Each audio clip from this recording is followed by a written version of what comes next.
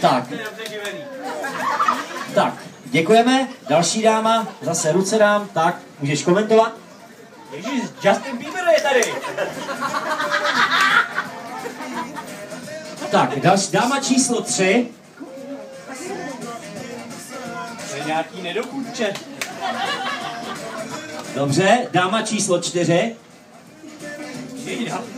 Radši jdeme dál. No to nebylo hezký, Tomáše. A tohle... To je ona! My tu máme Rouzinu jako psa? Tak, takže Tomáši, to bylo všecko. A teďka řekni verdikt, která dáma, které číslo si myslíš, že je tvoje novomanželka. Pokud nevíš, můžeme to svět ještě jednou. Zase jenom na noze.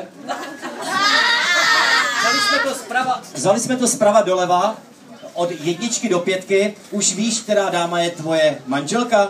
Já jí na nohy tolik nešám, pušť to mě k něčemu jinému. A jo, tak dobrá, tak 3. Velký potlesk!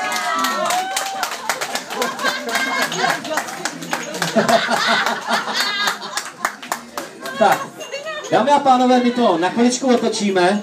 Já děkuju dámám, díky moc.